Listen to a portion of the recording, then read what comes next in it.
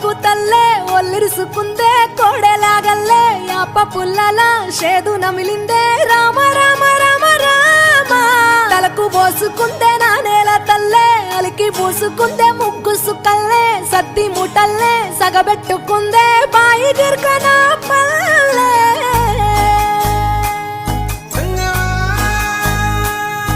ఏ తెల్ల తెల్లని పాలధారలల్ల పల్లె తెల్లారుతుంటదిరా గుళ్ళోని గంటలు కాడెట్ల మెడలోన జంటగా మోగుతూ ఉంటాయిరా